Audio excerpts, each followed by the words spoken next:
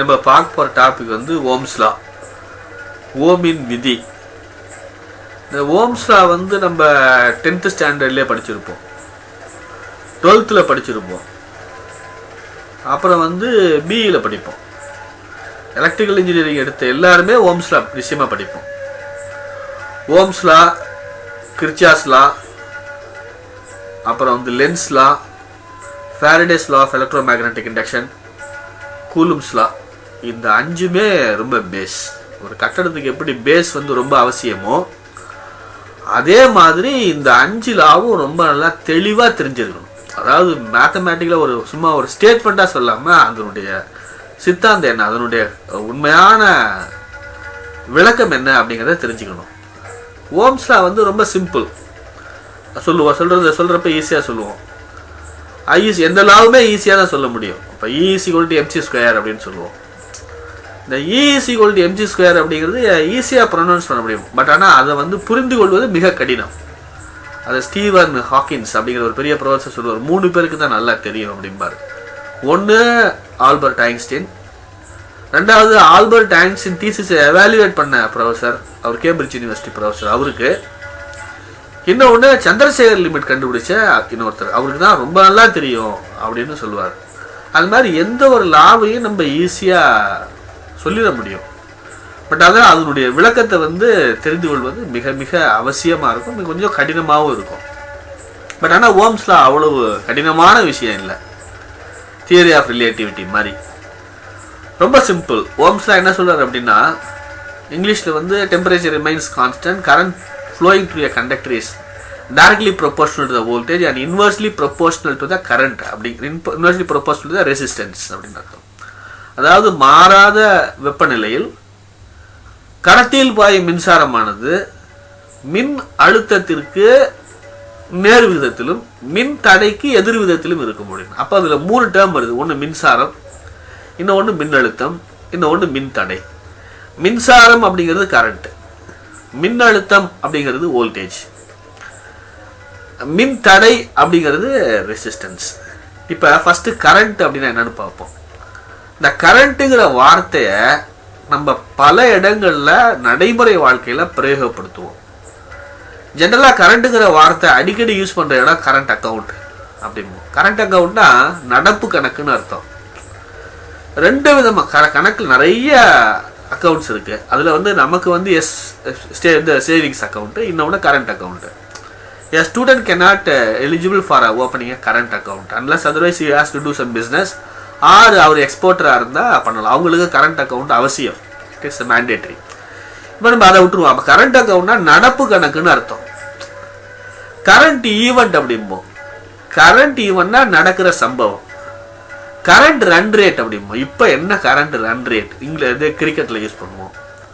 அப்புறம் water current அப்படிம்போம். Water கரண்ட்னா வாட்டரில் ஏற்படக்கூடிய ஒரு சுழற்சி. எலக்ட்ரிக்கல்ல கரண்ட்டுங்கிற வார்த்தைக்கு என்ன மீனிங், டிக்ஷனரி மீனிங் என்ன அப்படின்னா, கரண்ட் அப்படிங்கிறதுக்கு இன்னொரு மீனிங் அப்படின்னு என்னன்னா, ஒரு fluid moving to a specified direction, that is also a current. இங்க வந்து the flow of electrons causes a current அப்படின்னு சொன்னவர் தான் ஆம்பியர். ஆனா கரண்ட்டுக்குடைய டெஃபினிஷன் என்னன்னா I is equal to dq/dt அப்படிம்போம். அப்ப இன்னொரு டேர்ம் வந்துருது. dq அப்படிங்கிறது கூலும்ஸ். அப்ப கூலும் அப்படிங்கிறது ஒரு யூனிட். அதுக்கு அடுத்தது ஆம்பியர் ஒரு யூனிட், எஸ்ஐ யூனிட். அது வோல்ட் அப்படிங்கிறது அது ஒரு யூனிட். ரெசிஸ்டன்ஸ் ஓம் தடை அது அப்படிங்கிறது ஒரு யூனிட். இப்ப ரெசிஸ்டன்ஸ் அப்படின்னா இங்கிலீஷ்ல அர்த்தம் என்ன அப்படின்னா தடைன்னு அர்த்தம். தமிழ்ல வந்து தடைன்னு அர்த்தம். I don't want to be a resistance for someone helps, someone development. ஒருத்தருடைய முன்னேற்றத்திற்கு நான் ஒருபோதும் தடையாக இருக்க மாட்டேன் அப்படின்னு சொல்றதப்ப நம்ம யூஸ் பண்ணலாம். அப்ப ரெசிஸ்டன்ஸ் நவுனா யூஸ் பண்ணலாம். ரெசிஸ்டிவ் மெட்டீரியல் அப்படிங்கிறது ரெசிஸ்டிவ்ங்கிறது அட்ஜெக்டிவ் ஆயிடும். இப்போ வந்து பொட்டன்ஷியல் அல்லது வோல்டேஜ் அப்படிங்கிற டேர்ம் வந்து அங்கேயும் யூஸ் பண்ணுவோம். ஒரு பொட்டன்ஷியல் பர்சனாலிட்டி, ஒரு பொட்டன்ஷியல் ஆக்டர் அப்படின்னா ஒரு திறமை மிக்க, ஒரு வலிமை படைத்த அப்படிங்கிற ஒரு அர்த்தத்திலையும் நம்ம யூஸ் பண்ணுவோம். இன்னொன்று இந்த கூலும் சார்ஜை வந்து வெரி சார்ஜு. இப்போ நான் ஒரு விஷயம் பண்ணுறேன், அது வந்து ஒரு நான் நாவல் படித்தேன் அல்லது ஒரு மோட்டிவேஷனல் ஸ்டோரி கேட்டேன், அது எனக்கு பாடியை வந்து நல்லா சார்ஜ் பண்ணுச்சு அப்படின்னு. இந்த எல்லா டேர்மே நார்மலாக பார்த்தீங்கன்னா மெடிக்கல் டெர்மினாலஜிஸ் டாக்டர்ஸ் வந்து அவங்க கைனகாலஜி, ஆப்தமாலஜி அப்படின்னு இந்த கிரீக், லாட்டின் அந்த வார்த்தைகளை அதிகமாக யூஸ் பண்ணுவாங்க. லாயர்ஸ் தான் எல்லா டேர்ம்ஸையும் யூஸ் பண்ணுவாங்க. That is no iota in the case அப்படிம்பாங்க. அயோட்டானா ரத்த நாளம். ஸோ வக்கீலுங்க வந்து எல்லாமே ரெசிஸ்டன்ஸையும் யூஸ் பண்ணுவாங்க, வோல்டேஜ் யூஸ் பண்ணுவாங்க, எல்லாமே யூஸ் பண்ணுவாங்க. இப்போ இதில் முக்கியமாக நம்ம 4 விஷயத்தை பார்க்குறோம். ஒன்று கரண்ட்டு, வோல்டேஜ், ரெசிஸ்டன்ஸு, ஓம். இப்போ அந்த 4த்தையுமே கண்டுபிடித்தவர்கள் விஞ்ஞானிகள் தான். இப்போ ஓம்ஸ் லா தெரிஞ்சுக்கிட்டோம். ஓம்ஸ் லா தெரிந்து கொள்வதற்கு முன்னாடி இந்த 4 பேருடைய வாழ்க்கை எப்படி இருந்துச்சு? ஓம்னா யாரு, அவர் எந்த நாட்டுக்கார்? ஓம் அப்போ அதே மாதிரி கூலும் எந்த நாட்டுக்கார்? யார் இதில் ஃபஸ்ட்டு ஆரம்பிச்சது? இவர்களுடைய வாழ்க்கையை பற்றி நம்ம தெரிஞ்சுக்கிறப்ப நம்மை அறியாமல் நமக்கு ஒரு சந்தோஷம் ஏற்படும். இந்த காலகட்டத்தில் நாங்கள் படிக்கிறப்பெல்லாம் வசதிகள் இல்லை. இப்போ நவீன காலத்தில் இன்டர்நெட்டில் எல்லா விஷயங்களும் அவைலபிளாக இருக்குது, எல்லாமே கிடைக்குது. அப்போ ஒரு முக்கியமான நிகழ்வுகளை மட்டும் நான் உங்களோட பகிர்ந்து கொள்ள ஆசைப்படுறேன். அதில் வந்து முதல்ல இந்த டி கூலும் அப்படிங்கிறவர் தான் ஆரம்பிக்கிறார். எலக்ட்ரிக்கல் இன்ஜினியருடைய ஃபவுண்டரி அவர் தான், ஆரம்பமே அவர் தான் பண்ணுறார். அவருடைய முழு பேர் சார்லஸ் அகஸ்டின் டி கூலும் அப்படிங்கிறது தான். அவர் ஒரு பிரான்ஸில் இயற்பியலாளர், பிரான்ஸ் பிசிஸ்ட். அவர் பிரான்ஸ் நாட்டு தேசத்துக்காரர். இயற்பியலை பாடமாக எடுத்து படிக்கிறார். அவர் பிறந்த ஆண்டு 1736, 1736. அவர் கிராஜுவேஷன் 1761 முடிக்கிறார். முடிச்சுட்டு ஒரு 20 years engineering soil mechanics, fortified பல்வேறு துறைகளில் நிபுணத்துவம் பெறுகிறார். ஒரு தலை சிறந்த அறிஞராக அவர் பிரெஞ்சு நாட்டு மக்களால் கருதப்படுகிறார். அப்புறம் 1785 எலக்ட்ரிசிட்டி, மேக்னட்டிசம் அதை பற்றி சில ஆய்வுகளை மேற்கொள்கிறார்.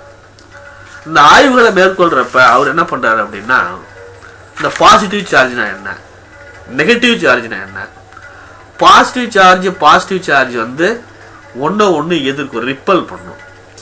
பாசிட்டிவ் சார்ஜ் நெகட்டிவ் சார்ஜ் சேர்ந்துச்சுன்னா அட்ராக்ட் பண்ணும்.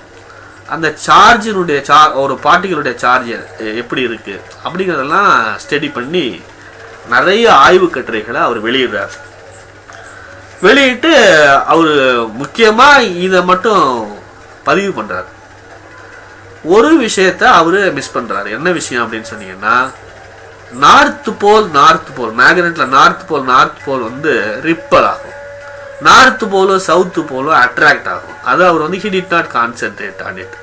1806 அவர் காலத்தை வென்று விட்டார். அதாவது சாதாரணமாக ஒரு மனிதர், சராசரி மனுஷன் செத்து போயிட்டான்னா இறந்துட்டான் அப்படின்னு சொல்லுவோம். இந்த மாதிரி அறிஞர்கள் காலத்தை வென்றவர்கள். கிட்டத்தட்ட 18வது நூற்றாண்டில் இறந்து போறார். இன்னைக்கு 19வது நூற்றாண்டில் நம்ம இருக்கிறோம், என்ன வரைக்கும் படிக்கிறோம் அவரை பற்றி. இவருக்கு பிறகு வர்றவர் தான் அல்சாண்ட்ரோ வோல்டா. அவர் ஒரு கூலும் ஒரு பிரான்ஸ் நாட்டுக்காரர். இவர் இத்தாலிய தேசத்தை சேர்ந்தவர்.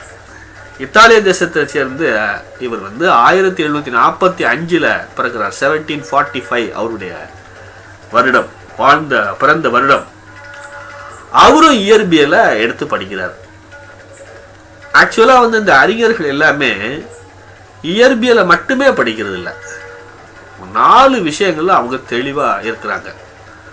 ஒன்று அவங்களுடைய மொழி.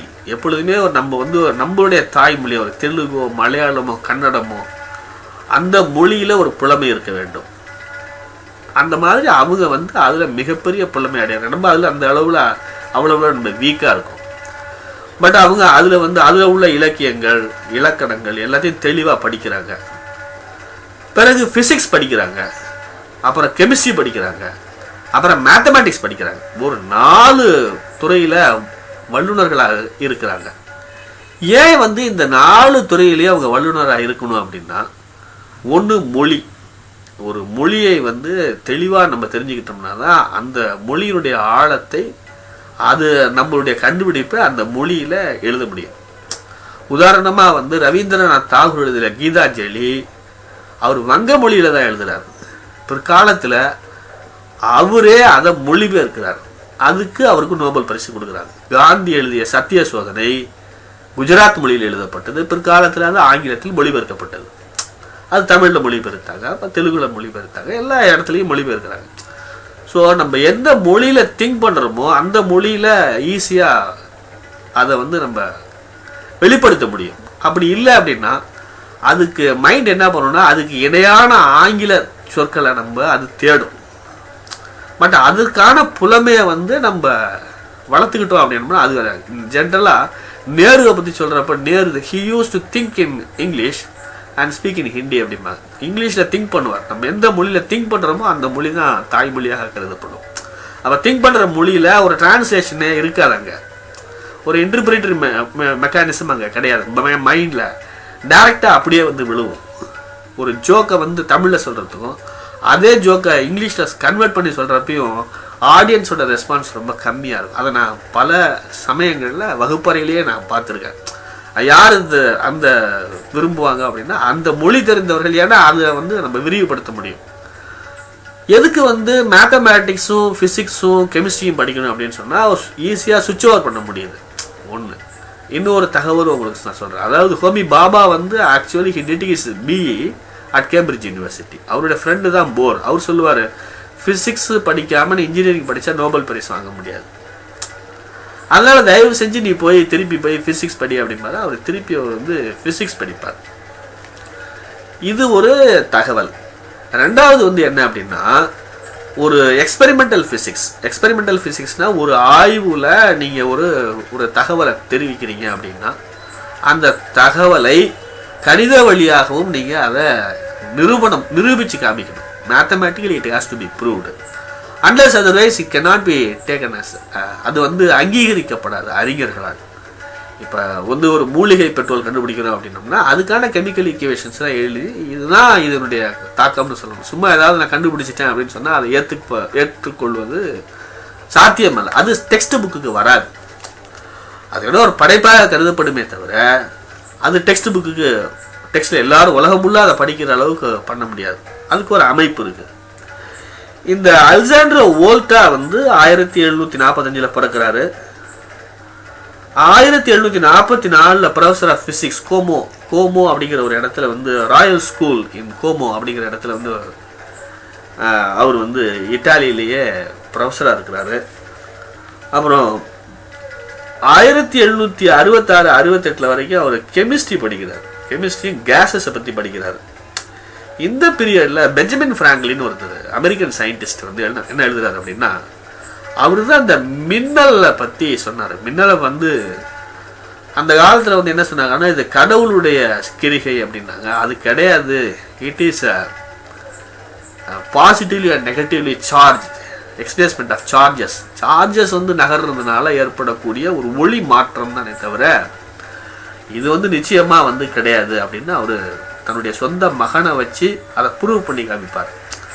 அப்போ அவர் சொல்லுவார் இன்ஃப்ளேமபிள் ஏர் அப்படின்னு ஒன்று கண்டுபிடிப்பார். இன்ஃப்ளேமபிள்னா எளிதில் தீப்பற்றக்கூடிய, நம்ம போய் நெருப்பு பற்ற வைக்கணும்னா தானாக எரியக்கூடிய ஒரு காற்று இருக்குது அப்படின்னு கண்டுபிடிப்பார் சொல்லுவார். அந்த ஆய்வு கட்டுரையை படிச்சுட்டு இவர் 2 வருஷமா அதில் ரிசர்ச் பண்ணி மீத்தேனை கண்டுபிடிப்பார். மீத்தேனை கண்டுபிடிக்கிறது மட்டுமல்ல, இட்டாலியில் ஒரு குறிப்பிட்ட இடத்துல மீத்தேன் இருக்கிறத கண்டுபிடிச்சு மீத்தேனை பிரித்தெடுத்துக்கூடிய ஒரு கலையையும் அந்த அறிவியலையும் அவர் உலகத்துக்கு வெளியே கொண்டு வருவார். ஸோ மீத்தேனை கண்டுபிடித்த பெருமை அலெக்சாண்டர் வோல்டாவை சேரும். இதுக்கு இடையில என்ன ஆகுதுன்னா அனிமல் எலக்ட்ரிசிட்டி அப்படின்னு ஒன்று வருது. எலக்ட்ரிசிட்டியை பற்றி ஒரு ஆய்வுகள் மேற்கொள்கிறாங்க. அப்போ அந்த அனிமல் எலக்ட்ரிசிட்டி அப்படின்னா என்னென்னா ஒரு ஃப்ராக், ஒரு தவளையுடைய காலில் என்ன பண்ணுறாங்கன்னா ஒரு டிசிமிலர் மெட்டல்ஸ் ஒரு 2 விதமான மெட்டலை கனெக்ட் பண்ணி பார்க்குறப்ப அது எலக்ட்ரோலைட்டுன்னா அப்போ தவளை வந்து எலக்ட்ரோலைட் மாதிரி ஆக்ட் பண்ணுது. அப்போ ஏதோ சில மாற்றங்கள் நிகழுது. அப்படி பார்க்குறப்ப ஒரு டிசிமிலர் மெட்டல்ஸை ஏதாவது ஒரு மீடியத்தில் வச்சு பார்த்தோம்னா அதில் ஏதாவது ஒரு மாற்றம் இருக்குமா அப்படிங்கிற ஒரு ஆராய்ச்சியை மேற்கொள்கிறாரு. ஆராய்ச்சியை மேற்கொள்வது மட்டுமல்ல, ஆராய்ச்சியில் வெற்றியும் பெறுகிறார். சில்வரையும் காப்பரையும் எடுத்துக்கிறாரு. அப்புறம் சில்வரையும் ஜிங்கையும் எடுத்துக்கிறாரு. சல்ஃபியூரிக் ஆசிட்ல அதை வந்து டிப் பண்ணி அதுலேருந்து பார்த்தீங்கன்னா ஒரு இஎம்எஃப்பை டெவலப் பண்ணுறாரு. எலக்ட்ரோ மேக்னெட்டிக் ஃபோர்ஸ் ப்ராக்டிக்கலாக ஒரு நடைமுறையில் ஒரு பேட்டரியை கண்டுபிடிக்கிறார், அதை நிரூபிக்கிறார். கெமிக்கலாகவும் ஈக்குவேஷன்ஸ்லாம் டெரைவ் பண்ணி அது ப்ரூவ் பண்ணுறாரு. அதே மாதிரி அதை ஆய்வு அறிஞர்கள் மத்தியில் அதை வச்சு காமிச்சு அதை ப்ரூவ் பண்ணுறாரு. ப்ரூவ் பண்ணிட்டு அவர் லா ஆஃப் எலக்ட்ரோலைசிஸ் அது சம்பந்தமாக எலக்ட்ரோ கெமிக்கல் சம்பந்தமாக நிறையா ஃபார்முலாவெல்லாம் எழுதி அதனுடைய லாவெல்லாம் அவர் எழுதுறாரு. அவர் எழுதி முடிச்சுட்டு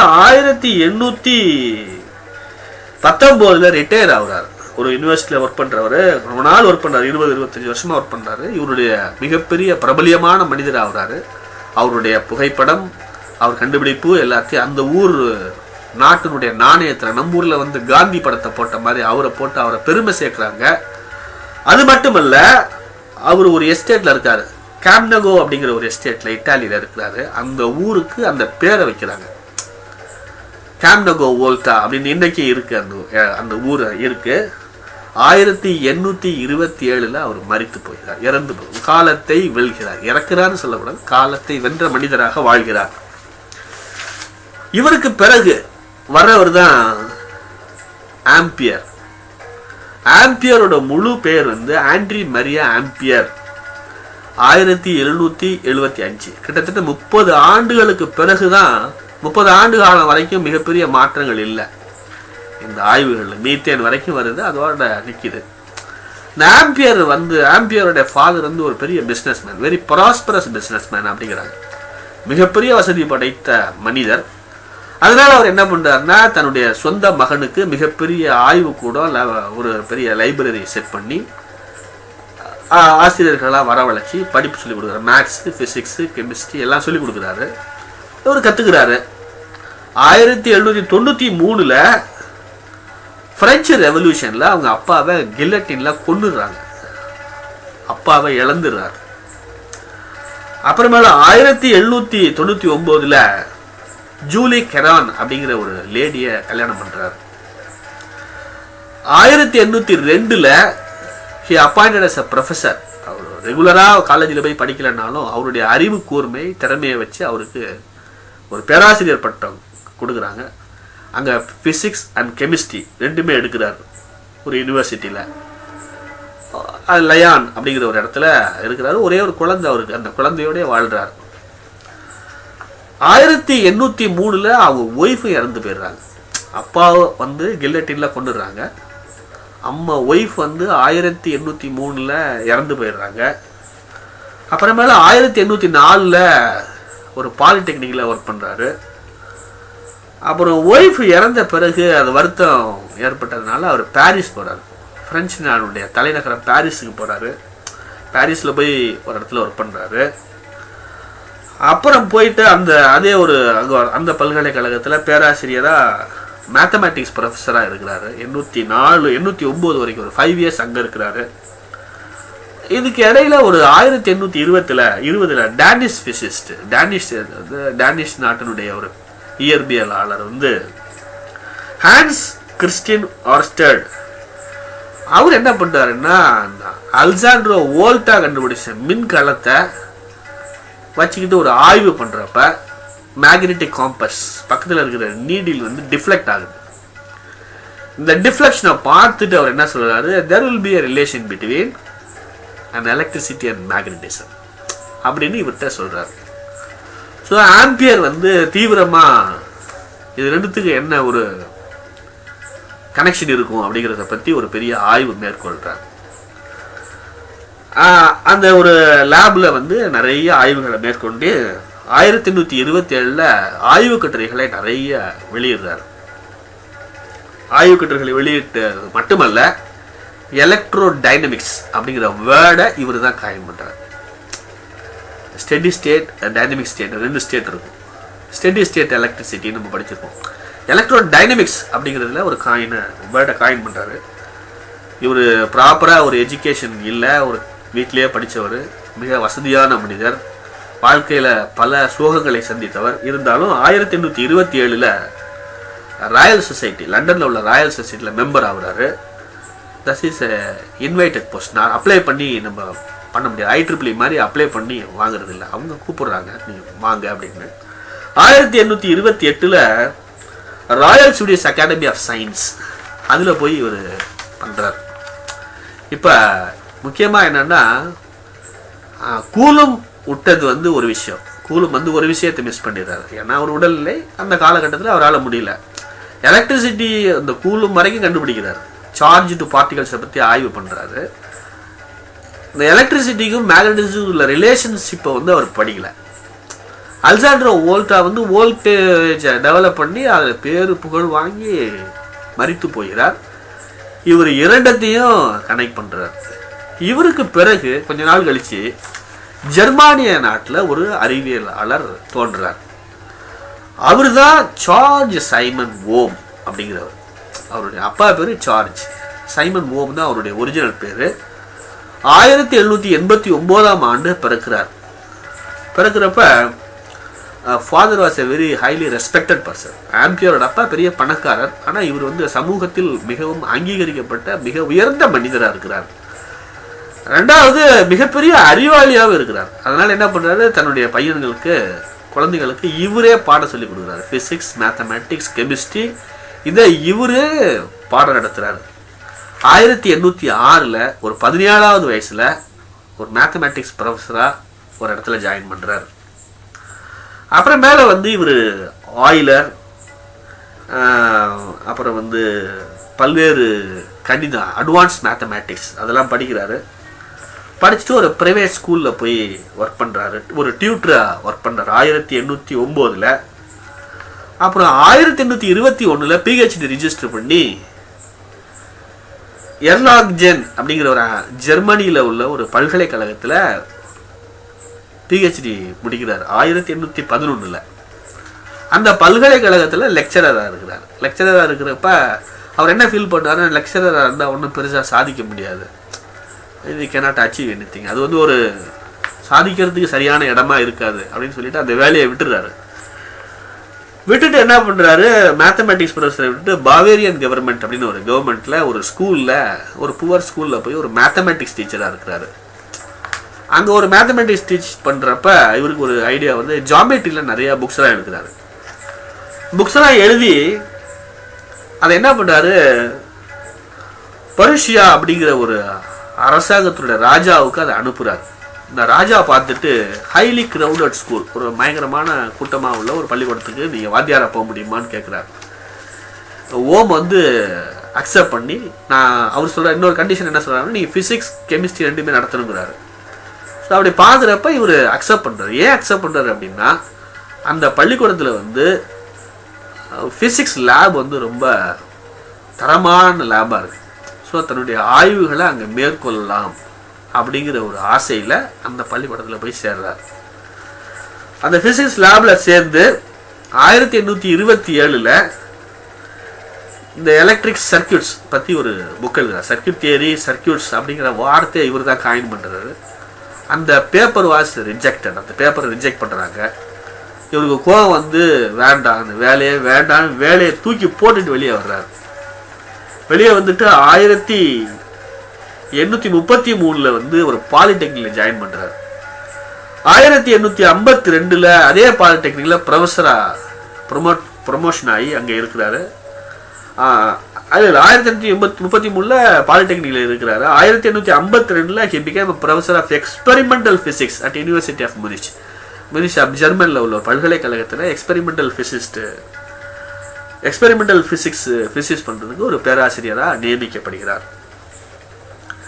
இந்த பல்வேறு தடைகள், அவங்க அம்மா வந்து சிறு வயசுலேயே இறந்து போயிறாங்க. 10 வயசுல இருக்கப்பே ஓமுடைய அம்மா இறந்து போயிறாங்க. அம்மாவே கிடையாது. அம்மா பாசம் இல்லாத மனிதர். அவருடைய திருமண வாழ்க்கையெல்லாம் பற்றி எதுவுமே தகவல்கள் இல்லை. அது எது வேற எதுலேயே இருக்குமா என்னன்னு தெரியல. நான் கலெக்ட் பண்ணப்ப எனக்கு கிடைக்கல. அவர் வந்து காப்லே மெடல் அப்படிங்கிறது 1841 கொடுக்குறாங்க. உயரிய விருது, ஒரு விருது கிடைக்குது. அப்புறம் திருப்பி ஒரு ராயல் சொசைட்டி ஒரு இன்வைட்டர் ஒரு பண்றாங்க. 1842 அவரை மெம்பர் ஆக்குறாங்க. 1845 ஃபுல் டைம் மெம்பராக Bavarian Academy of Science and ஹியூமனிட்டிஸ்ல இருக்கிறாரு. 1854 காலத்தை வென்றார். இறந்தார்னு சொல்லக்கூடாது, காலத்தை வென்றார் அப்படின்னு சொல்லணும். இதுல ஒரு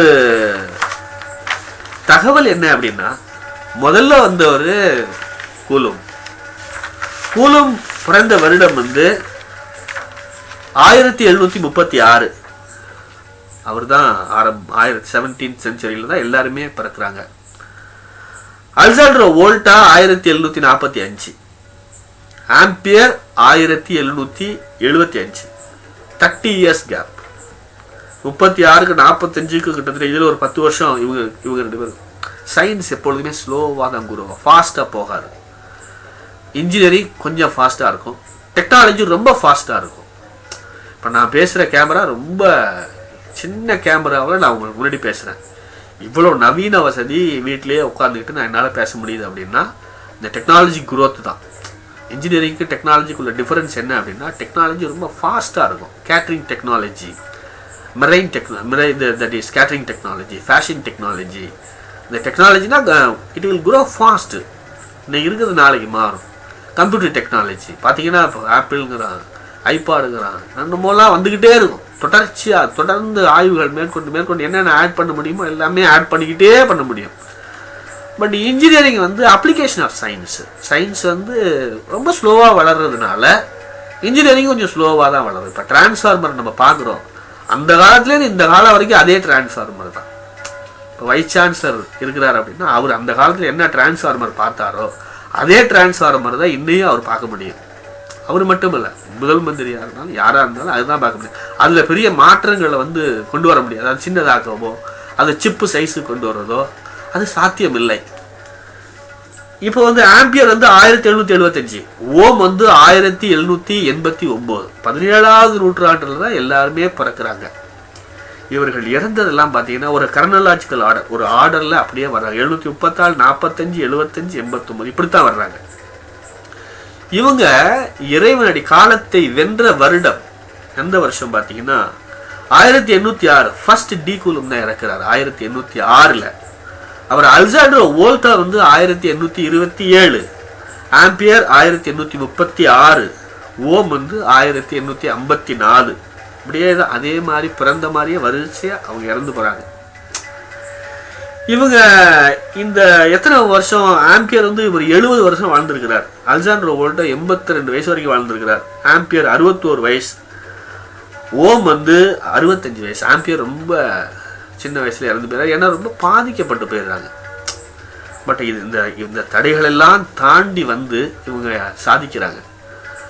சாதிக்கிறது அப்படிங்கிறதுனா சோதனைகளை சாதனையா மாத்துறது தான் விஷயம். பட் ஆனா இவங்களுக்கு என்ன அப்படி ஒரு பெரிய வேதனையான செய்தி அப்படின்னா, இவர்கள் எல்லாம் யூனிட்டாக வாழ்ந்து கொண்டு இருப்பார்கள் என்பது இவர்களுக்கே தெரியாது.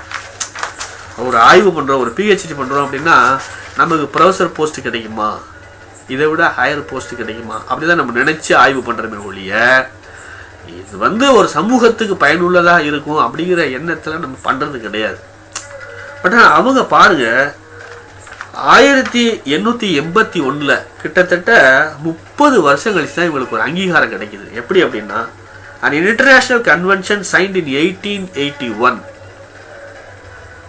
Ampere, Coulomb, Ohm, Volta, James Watt இவர்களுடைய பெயர்களை என்ன பண்றாங்க, யூனிட்டா வைக்கிறாங்க. ஏன் யூனிட்டா வைக்கிறாங்க அப்படின்னா, அதுல ஒரு இன்டெலிஜென்ஸ் இருக்கு. சயின்டிஸ்ட் விவரமா பண்ணியிருக்காங்க. உலகத்தில் பேச தெரிந்த ஒவ்வொரு மனிதனும் வாழ்க்கையில் ஒரு முறை ஏனும் அவர்களுடைய பெயர்களை உச்சரிக்க வேண்டும். They are living in the form of கடவுள் இருக்கிறாரோ இல்லையோ, இவர்களுடைய பெயர் இந்த உலகம் இருக்கும் வரை இருக்க வேண்டும் என்பதற்காக வைத்திருக்கிறார்கள். இதுல இன்னொரு தகவலும் இருக்கு. என்னன்னா, இதுல 2 பேரு பிரான்ஸ், ஒருத்தர் இட்டாலி, ஒருத்தர் ஜெர்மனி. இப்ப அவங்க தாய்மொழியில தான் படிக்கிறாங்க. இப்போ வந்து எல்லாருமே ஆங்கிலத்தில் மொழிபெயர்க்கப்படுகிறது. ஆங்கிலம் ஏன் படிக்கிறோம் அப்படின்னு சொன்னோம்னா, எப்படிப்பட்ட ஒரு படைப்பாக இருந்தாலும், அது இலக்கியமாக இருந்தாலும் சரி, அரசியலாக இருந்தாலும் சரி, பொருளாதாரமாக இருந்தாலும் சரி, உடனடியாக அந்த மொழியிலிருந்து மொழிபெயர்க்கப்பட்டு உலகமெங்கும் பரவப்படுகிறது. ஸோ காற்று மாதிரி அது இம்மீடியட்டாக பண்ணக்கூடிய ஒரு பவர்ஃபுல் மீடியம். அப்படிங்கிறப்ப ஆங்கிலத்தை நம்ம ஓரளவுக்கு கற்றுக்க வேண்டிய அவசியத்தில் இருக்கிறோம். ஆங்கிலத்தில் இந்தியர்கள் கற்றுக்கிட்டதுனால தான் அமெரிக்காவில் இன்னைக்கு நம்ம மிகப்பெரிய பதவியில் இருக்க முடியுது. ஆனால் ஒவ்வொருத்தரும் ஒவ்வொரு மாதிரி பேசுகிறாங்க. இப்போ ஜாப்பனீஸ் ஜங்கிலீஷ் அப்படிங்கிறாங்க, தமிழ் டங்கிலீஷ் அப்படின்னு சொல்லுவோம். பட் அந்த ப்ரொனவுன்சியேஷன் அதெல்லாம் வந்து டிஃபர் ஆகுமே ஒழிய, ஆங்கிலம் வந்து ஒரு பவர்ஃபுல் லாங்குவேஜ். அதை விட பவர்ஃபுல் என்ன பொறுத்த வரைக்கும், இப்போ I=VBRனா உலகம் ஃபுல்லாக I=VBR. ஜெர்மனியில் வந்து ஒரு ப்ரொஃபஸர் நடத்துகிறாருன்னா I=VBRனா ஓம்ஸ்லான்னு சொல்லிடுறோம். E=mc²னா உடனே நம்ம என்ன பண்ணிடுவோம், இது வந்து ஆல்பர்ட் ஐன்ஸ்டீனுடைய தியரி ஆஃப் ரிலேட்டிவிட்டி ஈக்குவேஷன் அப்படின்னு சொல்லிடலாம். சமீபத்தில் ஒருத்தர் வந்து பொதிகை டிவியில் பேசுகிறப்ப சொன்னார், ஒரு கவிதை E=mc² தான் தலைப்பு. அவர் என்ன தலைப்பு கீழே எழுதியிருந்தாங்களா, he erased Hiroshima and Nagasaki with a piece of chalk. அவ்வளோதான். அப்போ இட் ரெஃபர் அந்த தியரி ஆஃப் E=mc² அப்படின்னு. ஸோ ஆங்கிலம் நாம் கற்றுக்கொள்ள வேண்டும். அதே மாதிரி இந்த அறிஞருடைய வாழ்க்கை நமக்கு என்ன ஒரு பாடத்தை கற்றுக் கொடுக்குது அப்படின்னா, எந்தவித எதிர்பார்ப்பும் இல்லாமல் ஆர்வமாக நம்ம கற்றுக்கணும். ஆர்வத்தை எந்த காரணத்தை கொண்டு விடக்கூடாது. ஒரு பேப்பரில் வந்து ஃபெயில் ஆகிட்டோம் அப்படின்னா, defeat is a test of a great man அப்படிமா. இது மாதிரி ஒவ்வொரு அறிஞருடைய வாழ்க்கையை படிக்கிறப்ப வேதனையும் அதை அந்த எவ்வளவு சோதனைகள் எல்லாம் தாண்டி அந்த வேதனையெல்லாம் மாற்றி சாதனையாளர்களாக இருந்திருக்காங்க அப்படிங்கிறதுக்கு பல்வேறு விளக்கங்கள் இருக்குது. உதாரணமாக நான் ரொம்ப வருத்தப்படுறது, ரொம்ப ஆச்சரியப்படுறது Marie Curie, madam Marie Curie தான். மேரி கியூரி வந்து டாக்டர் சொல்கிறாங்க, இந்த ஆய்வை தயவு செஞ்சு மேற்கொள்ளாதீங்க, நீங்கள் நிச்சயமாக இறந்து போவீங்க, கேன்சரில் இறந்துருவீங்க அப்படின்னு. கவலைப்படவே இல்லை தம்மா. நோபல் பரிசு கொடுத்த உடனே அவர் எல்லாரும் போய் பார்க்குறாங்க. அப்பயே நம்ம 1 கிராம் ரேடியம் கொடுங்க, நான் ஃபர்தராக ஆராய்ச்சி பண்ணணும் அப்படின்னு. உயிரை பற்றி கூட கவலைப்படாமல் அந்த அம்மா அந்த ஆய்வை மேற்கொள்கிறாங்க. உலகத்தில் கேன்சர் பேஷண்ட்டுக்கு அது யூஸ் ஆகுது. இன்னொரு தகவல், அந்த அம்மா காப்புரிமை பெறவில்லை. காப்புரிமை பெற்றிருந்தால் உலகத்தில் உள்ள மிகப்பெரிய பணக்கார பெண்மணிகளில் அவரும் ஒருவராக கருதப்பட்டிருப்பார் என்பது முக்கியமான தகவல். இப்போ ஓம்ஸ்லா வந்து நம்ம பார்க்க வந்தோம். ஓம்ஸ்லா I=V/R அப்படின்னு நான் சொன்னேன். ஓமினுடைய விதிக்கு அனாலஜினா என்னன்னா, ஒரு விஷயத்தை ஒரு சாதாரணமாக புரிந்து கொள்வது எப்படி அப்படிங்கிறது தான் அனாலஜின்னு சொல்லுவோம். ஒரு அனாலஜி சொன்னோம்னா ஈஸியாக புரிஞ்சுக்கலாம். இப்போ கரண்ட் அப்படின்னா என்ன அப்படின்னா, வோல்டேஜ்னா என்ன அப்படின்னு ஒரு கிராமத்தால் ஒருத்தர் கேட்குறாரு, கரண்ட்னா என்னங்க, வோல்டேஜ்னா என்னங்க, ரெசிஸ்டன்ஸ்னா என்னங்க அப்படின்னு. இப்போ ரெசிஸ்டன்ஸ்னா தடைங்க, கரண்ட்டுங்கிறதுக்கு என்ன அப்படின்னா வோல்டேஜ் அப்படிங்கிறது மின் அழுத்தம், எலக்ட்ரோ மேக்னெட்டிக் ஃபோர்ஸ் அப்படின்னு அர்த்தம். இதுக்கு பேர் வாட்டர் டேங்க் அனாலஜி அப்படின்னு சொல்லுவாங்க. வாட்டர் டேங்க் அனாலஜினா வாட்டர் டேங்கை வச்சு ஓம்ஸ்லாவை நம்ம விவரமாக சொல்ல முடியும். ஒரு வாட்டர் டேங்க் ஒருத்தர் புதுசாக கட்டுறாருன்னு வச்சுக்கோங்களேன், உடனே வாட்டரை வந்து ஃபுல்லாக ஏற்றிட மாட்டார். ஏன் வாட்டரை ஃபுல்லாக ஏற்றக்கூடாது என்றால், தண்ணி வந்து வாட்டர் வந்து இட் இஸ் மியர் வாட்டர் மாலிகூல்ஸ், மழை துளி மாதிரி சின்ன சின்ன சின்ன துளிகள் தான் சேர்ந்தது, ஒரு அழுத்தத்தை ஏற்படுத்தும். அப்போ ஃபுல்லாக கட்டி முடித்த உடனே ஏற்ற உடனே கொலாப்ஸ் ஆகிடும். அதனால் 25%, 50% இப்படி தான் கிராஜுவலாக ரைஸ் பண்ணுவாங்க. அப்போ வாட்டர் லெவல் அதிகமாக இருக்கும் பொழுது ப்ரெஷர் வந்து வாட்டருடைய ப்ரெஷர் அதிகமாக இருக்கும். இப்போ நீங்கள் டேப்பை திறந்தீங்கன்னா அதிகமான தண்ணி வருது. அப்போ வாட்டர் மாலிகூல்ஸுடைய மூவ்மெண்ட் தான் இங்கே எலக்ட்ரான்ஸ் வேகமாக வந்துடுது. வாட்டர் லெவல் குறைய ப்ரெஷர் குறைஞ்சி போயிடுது. பேட்டரியில் வாங்கி 3 பேட்டரி வாங்கி ஒரு டார்ச் லைட் போடுறீங்க, சார்ஜ் டிஸ்சார்ஜ் ஆக ஆக ஆக ஆட்டோமேட்டிக்காக அதனுடைய ஒளி குறைந்து கொண்டே வருகிறது. இப்போ டெம்பரேச்சர் ரிமைன்ஸ் கான்ஸ்டன்ட் அப்படிங்கிறது, அதாவது ஒரு ஹைபோதீசிஸ், அதாவது ஒரு விதமான ஒரு அனுமானத்தை வைத்துக்கொண்டு தான் சில விஷயங்களை செய்ய முடியும். அனுமானம் என்னன்னா, டெம்பரேச்சர் கான்ஸ்டண்ட்டாக இருக்கணும். டெம்பரேச்சர் கான்ஸ்டண்ட்டாக இருக்குன்னா வாட்டருடைய லெவலை வந்து நீங்கள் மெயின்டைன் பண்ணிக்கிட்டே இருக்கணும். வாட்டர் டேங்க்கில் ஒரு அளவுக்கு தான் நீங்கள் மெயின்டைன் பண்ண முடியும். ஸோ அதனுடைய சேச்சுரேஷன் பாயிண்ட் ஒன்று இருக்குது. அதுக்கு மேலே போனீங்கன்னா வாட்டர் வழிய ஆரம்பிச்சிடும். அப்படி இருக்கிற பட்சத்தில் வாட்டருடைய ப்ரெஷரை நீங்க வந்து குறைக்கணும் அப்படின்னு நினைச்சீங்கன்னா ஒரே ஒரு வழி, diameter of the pipe rice பண்றீங்க. when the diameter of the pipe rises automatically pressure decreases. when the pipe diameter வந்து decrease பண்ணீங்கன்னா pressure increases. therefore the flow of water is directly proportional to the pressure of water is directly proportional to the level of the water remains constant. கான்ஸ்டன்டா இருக்கிற பட்சத்தில் மட்டுமே தொடர்ச்சியாக pressure கான்ஸ்டன்டா இருக்கும். வாட்டருடைய பைப்பினுடைய pipe வரக்கூடிய பைப்பினுடைய டயாமீட்டரை நீங்க மாற்றுகிற பொழுது பிரஷர் இன்வெர்ஸ்லி ப்ரொபோர்ஷனல். குறைக்கிறப்ப அதிகமாகும், டயாமீட்டர் அதிகரிக்கிறப்ப குறையும். இதுதான் ஓமினுடைய மிகப்பெரிய தத்துவம். ஓம் அது மட்டும் சொல்லல, R is equal to rho L by A என்பதை இதுல வந்து என்ன தத்துவம், எப்படி எல்லாம் அந்த சர்க்யூட் தியரி பண்ணாங்க, இதனுடைய விளக்கங்களை அடுத்த லெக்சர்ல பார்க்கலாம். அதுக்கு முன்னாடி ஒரு மிகப்பெரிய தகவல், ஒரே ஒரு தகவல். என்ன தகவல் அப்படின்னா, உலகத்துல மிகவும் கொடுமையான விஷயம் என்ன அப்படின்னா கண்ணு தெரியாம இருக்கிறதா. ஒரு 10 நிமிடம் கண்களை மூடிக்கொண்டு உங்களால் இருக்கவே முடியாது. மிக மிக கடினம். ஹெலன் கெல்லர் அப்படிங்கிற உங்களுடைய வாழ்க்கை வரலாறு, அவங்களுடைய ஸ்பீச் எல்லாமே யூடியூப்ல அவைலபிள். நீங்க பாருங்க. அந்த அம்மா பல்வேறு போராட்டங்கள்ல எல்லாம் கலந்து எல்லாம் சொன்ன அம்மா ஒரு அற்புதமான ஒரு பொன்மொழியை சொன்னார்கள். அந்த பொன்மொழி எனக்கு மிகவும் பிடித்தது. அவங்க என்ன சொன்னாங்க அப்படின்னா, is it anything worse being blind than being blind அப்படின்னு. இது உலகத்துல மிக கொடுமையானது கண் இல்லாம இருக்கிறது தானா? Is anything worse than being blind அப்படின்னு கேட்கிறாங்க. இல்ல, no. A man who has vision, a man who has eyes without vision. கண் இருந்தும் தொலைநோக்கு பார்வை இல்லாதவனே பரிதாபத்துக்குரியவன்னு கண்ணில்லாத அம்மா சொன்னாங்க. கண் இல்லாதவங்க சில பேர் இந்த ரயில்வே ஸ்டேஷன்ல எல்லாம் பாடுறப்ப ஒளிபயமான எதிர்காலம் என் உள்ளத்தில் தெரிகிறது அப்படின்னு பாடுறாங்க. கடவுள் வந்து நமக்கு நல்ல கை, கால், கண்ணு எல்லாமே கொடுத்துருக்கிறார். பட் ஏதோ ஒரு சந்தர்ப்பத்தில் நம்ம படிக்கிறதுக்கு அதை வெறுப்பா நினைக்கிறோம். விஞ்ஞானிகளுடைய வாழ்க்கையை படிக்கும் பொழுது நாம் பல விஷயங்களை அறிந்து கொள்ள முடியும். அதே போல பலருக்கு நாம் தெரிந்த விஷயத்தை சொல்வதற்கும் வாய்ப்பாக இருக்கும். ஆகவே புரிந்துதான் படித்துக் கொள்ள வேண்டும். புரியாதவற்றை தெரிந்து கேட்டுக்கொள்ள வேண்டும். புரியவில்லை, தெரியவில்லைன்னா வெக்கப்பட வேண்டாம், தாராளமாக கேட்டுக்கலாம். அதே மாதிரி ஆங்கிலம் தெரியவில்லை என்று வருத்தப்பட தேவையில்லை. ஆங்கிலம் தெரியலன்னு வருத்தப்படுது, அதற்கான முயற்சியை நாம் முயற்சி பண்ணலாம்.